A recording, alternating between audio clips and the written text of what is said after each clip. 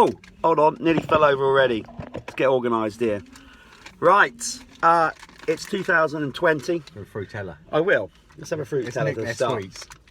It's 2020. This is the first man in the van of the year. There you go, my friend. And as you can see, if you didn't know already, I'm sat in the van. Well, actually, again, not my van. It's actually the AX. He's got his badge on. There it is, the AX. Sat in the van, and I thought, right, let's kick off 2020, man in the van, with some good old industry gossip. Yes. So, I'm sat here with Matt Bates from Arenacross. Most of you obviously will know who Matt is.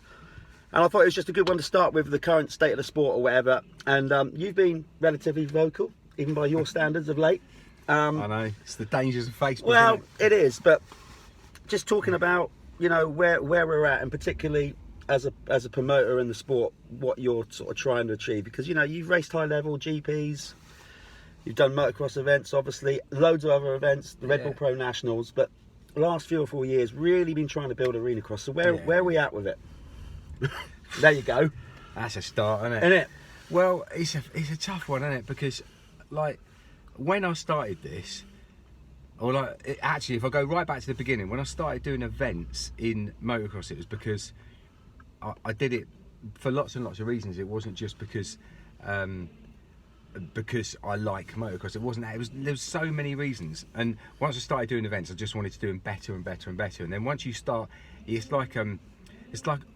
almost like an illness that every time you do an event, you want to make it better, so you're never ever happy. Ain't that the truth? And so it's it. And the sport gets you like that, doesn't it? Totally. And that's what Arenacross did. Was in 1999, I got together with Mike Church, who's MJ Church when they ran the Kawasaki team, and a few other people, and we did this event down in West Point in Exeter.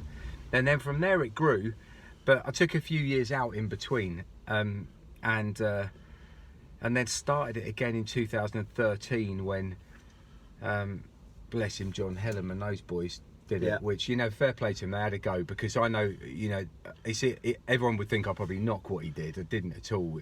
It was shit, but it wasn't, but not in the nicest spot, you know, the nicest possible way. I know, It wasn't the standard we're doing, but I wanted to do something that was about, so to answer your question, I wanted to do something that was like, right, well, we need to get new people, because otherwise, well, you know, without swearing, like, you kind of, you know where you are. Yeah.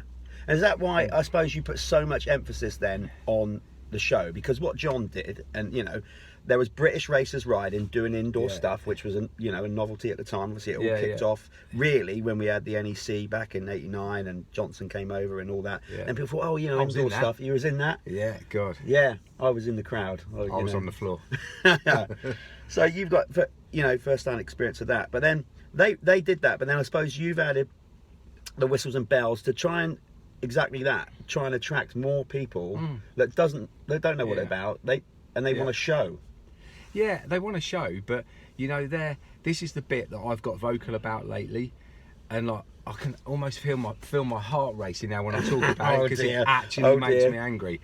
You know, I'm one of the few people that does what I say I'm going to do, right? So my plan was, I'm going to do indoor motocross and bring new people to the sport.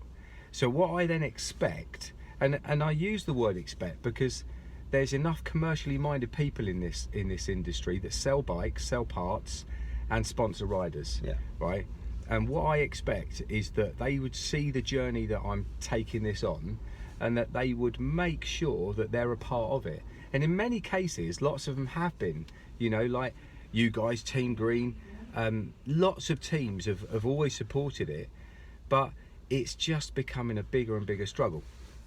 And there's lots of reasons for that. So what's happening is we've gone into this vicious circle of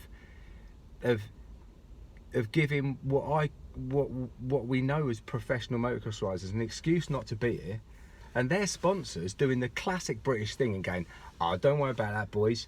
You go practicing. Well, not going practicing. Sat on the sofa taking pictures and posting on Instagram. It's like, boys, if you're motocross riders, get on the bike, twist the throttle, earn some money.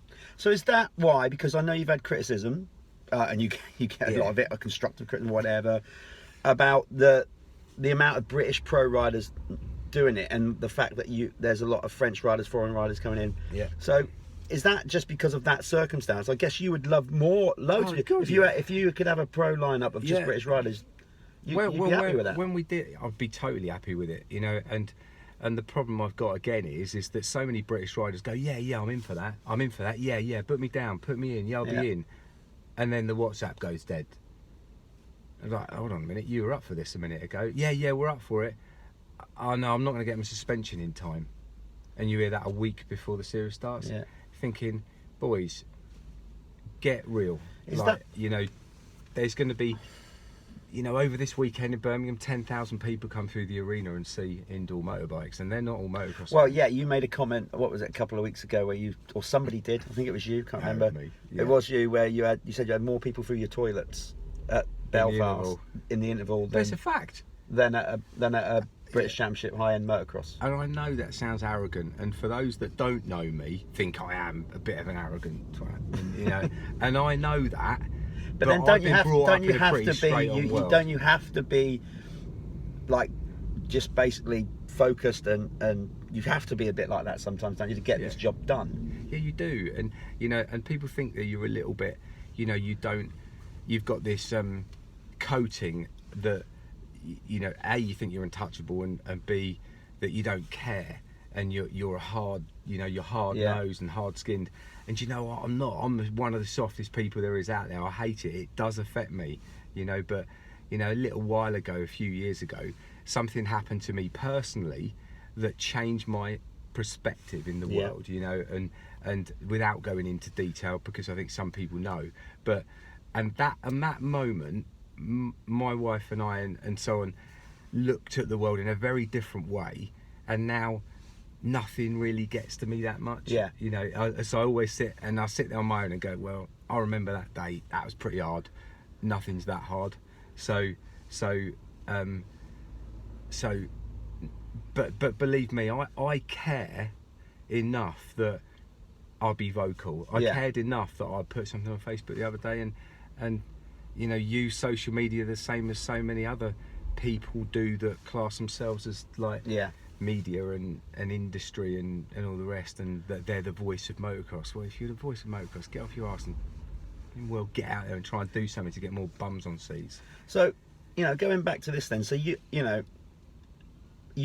obviously honestly believe that Arenacross can basically prop up and support and get more people out racing motocross.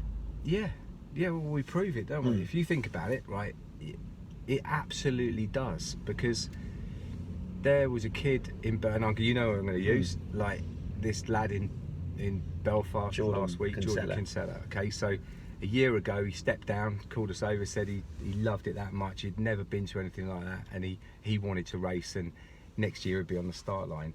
And that kid was on the start line in Belfast a year later. So that sport of Arenacross got him into motocross. You know, he's now a club member, raced at the weekend, got his bike, you know. Okay, that's not going to happen in every case, but all I want is fans. You know, and a small percentage of those fans will turn into riders, or they will turn into people that work in the industry or drive a machine to build a track. You know, and that's... So how do I say the royal we, the motocross fraternities, particularly in the UK, because obviously it's proven that it's worked in America. They brought out Stadium Cross they've got rebranded Supercross in the early 70s. You know, and that props up their industry over there, and they've got a load of land to ride and do motocross. But there's either way you look at it, Supercross is still like the thing. How do we make that happen over here, and how do we, and obviously you've got ideas on it because this is what you're trying to achieve, how do we also then get fundamentally British riders and British fans coming out and taking this on, riding it and packing those arenas? The first step is I've laid it out there, I've laid the table really, and at the minute we need the Tommy Sells, the Elliot Banks Browns, the Stephen Clarks, and so on. You know, and the next young crop of riders that we've got who are coming through, we need them on the start line. And I can't be any more straight up honest about it, because right now we're missing them. And I don't buy some of the excuses. So when they say, obviously, like, we got to prepare for an outdoor season, you know, which, like you said, the financial rewards, the media, the coverage that they actually get out of that, you just think that's bollocks. Yeah, totally. Yeah. You know, I get when... Well, not bollocks, but... I do. Yeah. Okay, totally. Well, you can say, Yeah, I do. Because, you know, I don't know whether it's because they don't need the money or they're not real racers. Is it because do you think there's a degree of truth in the fact that it's such a specialist thing that there's nowhere to prepare for it? That I've heard that banded around many times as well. You know, how can we go about that? Is like, do you think if the UK had a facility, for example, a practice facility to do it more often, more people would want to do it? Yeah, maybe, but I think they'll find an excuse not to go there either. Yeah. You know, and I don't think that will solve the issue. It would help, definitely, but do you honestly think that every rider that's riding at Arenacross tonight or last night, that they've all got these practice facilities? No, they don't. You know, and the only reason why they're good at it is because they've got a set of balls and they want to be a motocross rider. And I guess you'll only improve your skill set by actually diving in the pool and giving it a go. Yeah, totally. And you know, we've seen that you've introduced the Pro-Am class. You know, these are weekend warriors that are not, you know, like the British pros that don't train full time, get to ride or practice in the week. You know, and they're out there taking it on. I mean, it's a wild ride, but it's an entertaining to watch them. No, and fair play to them, you know. And we've had more interest in that class than any other class. Yeah, you've had to. Was it the first time this weekend, as far as my memory, that you've had to sort of run qualifying classes to eliminate it down to 12? Yeah, we started off with, you know, a bigger number and qualified them down during the day. But I go, you know, if you go back a stage and you look at, you know, the question you just asked me there about, you know, what's going to fix it? And I said, look, the fix is going to be the top guys on the start line. And there's another reason for this.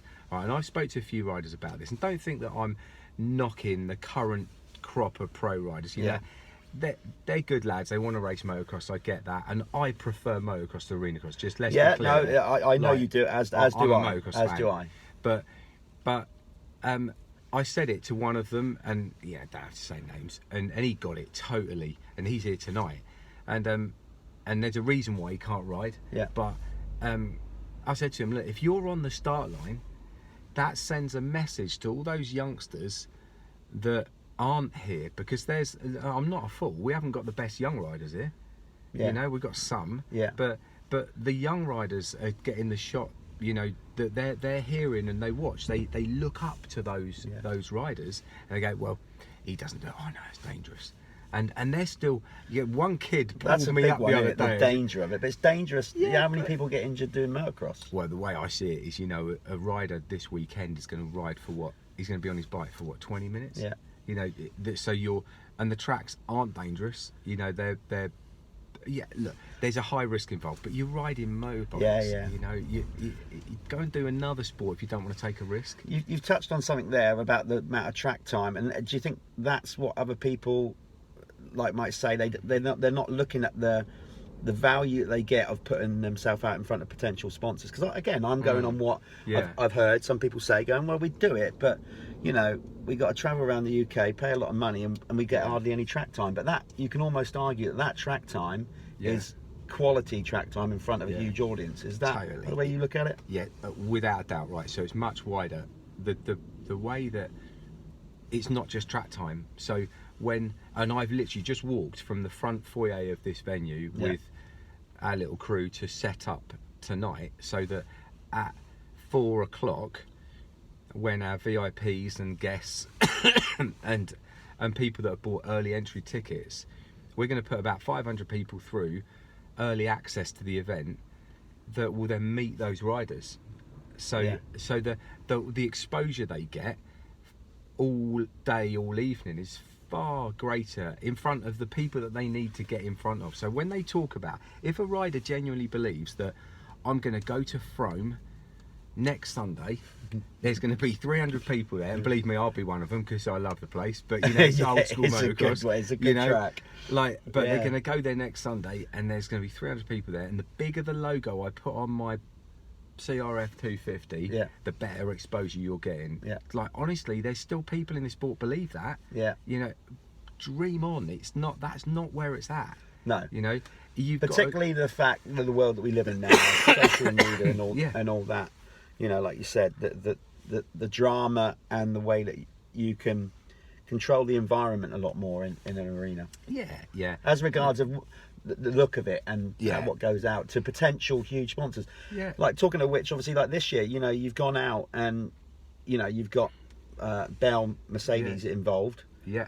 You know, Fix Auto. We've got. Actually, we're sat in one of their vans, so that's even better. But so the winner, you know, those kind of things. I mean, that's huge, and they probably wouldn't have looked at motocross because, again, from their point of view, exactly. Sorry, it's not their thing, you know, to bring out the fact. So on that, the hard sell. Listen, we're not saying motocross is ever going to go. We want motocross to thrive, but you just might get some people coming from this because you can't go straight to that. You have to buy a bike and start riding outdoors, don't you? You do, and that's just it. And you look at all the brands that have like been involved with everything that I've done, and there's a lot of brands out there. Okay, a lot of people think of Red Bull and you think of motocross, but when I brought them into motocross, they weren't in motocross. Yeah. Right. So I've worked with them for years and years, and there's also a lot of people would say, "Oh, well, that's easy for you to run the Red Bull Pro Nationals because you get a massive check off." You constantly get people saying about bringing that back. Yeah, but we work so. Not that I want a medal for doing it, but you know, it takes a lot to get a brand involved in your sport, and we've got them here in Arenacross. But the beauty of Arenacross is that we stick them in a. I'm going to give you a really good example of exactly what I'm trying to explain. Right, Fix Auto. Yeah. Right. They are a sponsor of Arenacross. Right. The owner's son now races motocross. Yeah. What? Okay. So he didn't before. Didn't before. Got involved with Arenacross. Right. Son races. Little bit of a family connection. So I'm not going to lie. Right. Okay. There's a family connection there, but Arenacross is where he brings his clients. Yeah. So Fix Auto have a lot of garages around the country. Yet they're bringing loads of clients last night, loads tonight. They have an amazing event. Yeah. And it works for them. And that's what I so badly want it. You know, when you go to MXGP, it's different because that absolutely works at every level. They do such a good job at that. But I going back to it, not to antagonise another conversation I'm sure. But whenever anyone says to me, you know, I'm training for the outdoors really, or the team are, no, we put so much into the outdoors. I think fair play to you for doing that. That's the first thing, because I don't want to see you disappear. But don't tell me that is going to get you better coverage than this. Yeah. And you know, and some of the messages I've read and some of the things that I've been told from people at a reasonably high level about Arenacross, I just think, oh man, you know, that I need to speak up. Yeah, you do. So you have, and that's what we're doing now. So you obviously, that's going in the 9th year of doing Arenacross. You did the Red Bull Pro Nationals to great success. You get a lot of people that I've seen and heard saying, oh, you know, why don't, you know, that was brilliant, the best series what we've ever done. Why don't you bring that back? Why don't you bring that back? Just time, the effort, or because the focus that goes into this so much?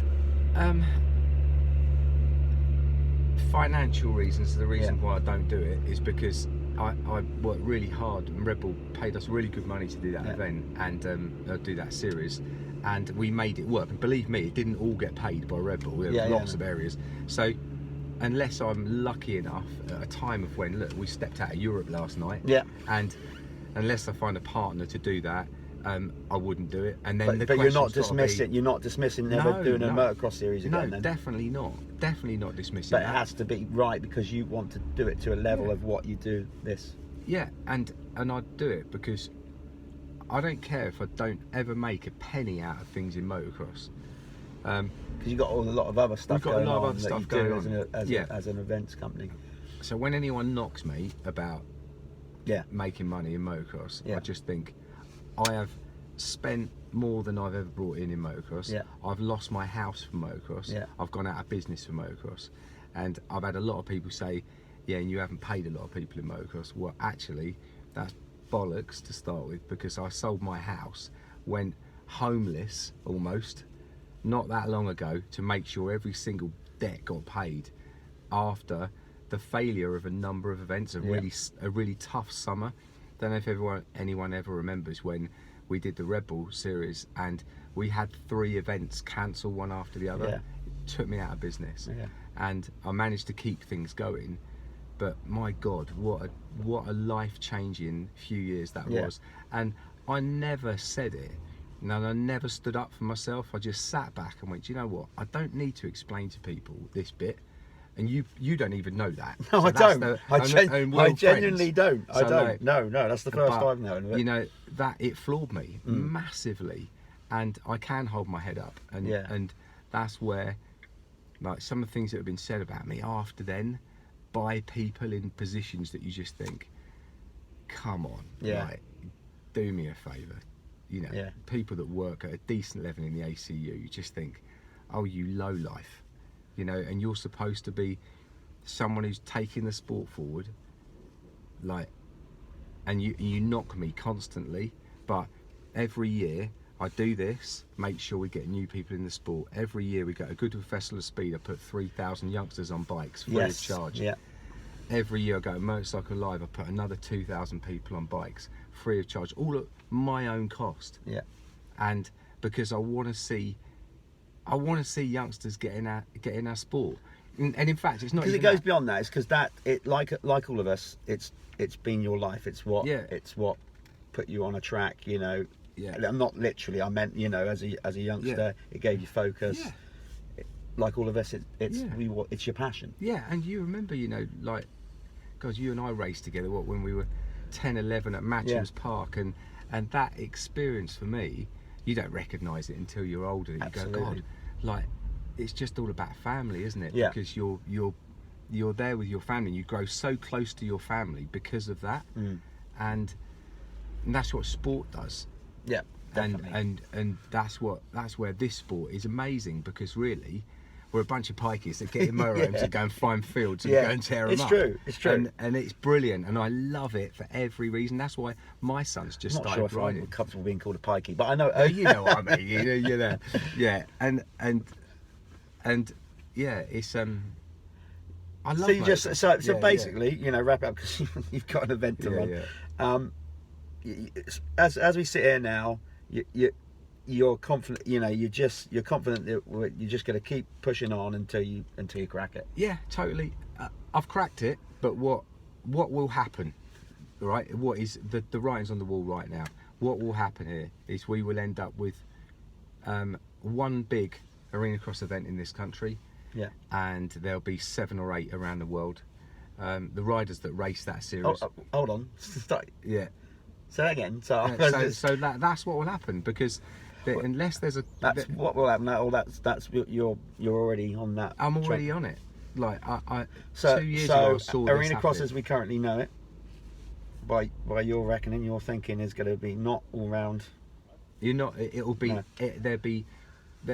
I will always try and keep 3 events here somehow. But it will end up being. It'll end up going out of the country, and there'll be one big event in this country, and then it'll be into the Middle East and Southeast Asias and all those places. And that's where the way, you know, we have to go for commercial reasons. That's commercial. That's not born out of frustration of the lack of interest of British riders coming out to do it. Totally is a little. Yeah, it absolutely is. And I know I sound a bit contradictory here, but look, I've banged this drum for 8 years.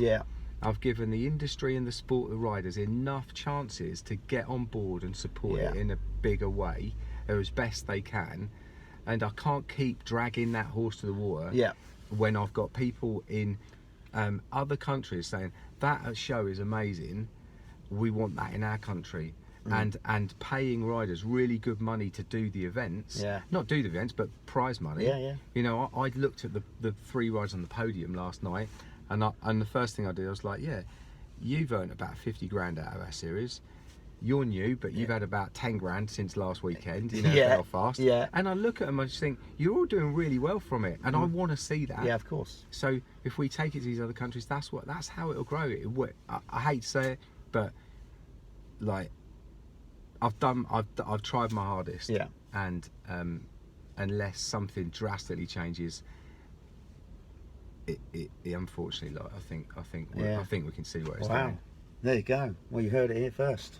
Sorry. Bloody hell. No, I'm like, oh, okay. Yeah, it's someone else's turn after me. Yeah. I'll go and do my bit, and then if someone wants to have a go at doing this, crack on. And if you know, you'll soon work out that £20 tickets don't pay the bills. Yeah. Because that's all people keep saying is, well, if a ticket's cheaper, have a look at a music concert. Like, well, it's easy to say, like, obviously make the tickets cheaper, but then, you know, I don't expect you to divulge the information or whatever, but renting an arena alone, I can't even begin to imagine, you know, what's going on there, and then all the staff and infrastructure, you know, like, even when you say about the amount of soil that comes into each round, you know, like, was like 220 vehicles of soil, and I think, God, logistically, that can't be cheap. That can't be cheap, even that load. Yeah. So, and plus the fact, you know, and we could go on forever here, but we could, yeah. I'm here on a weekend, and I've got a young family. Yeah. You know, we've all got families, but you know,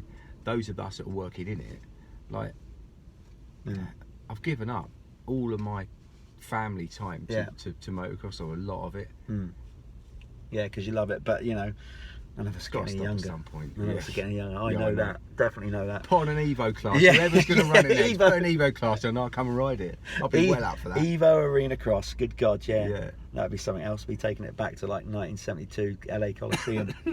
Right, good stuff. Thank you very much. You got work to do. Yeah. There you go. We better get out of here. That's it. That's the first man in the van of the year. So I'm going to sign off, and I'll do another one soon. I don't know when. I'll let you know. We'll get somebody else in here, more industry people, so they can have their say. They could knock me. They can knock you. Right, we're out of here. See you later.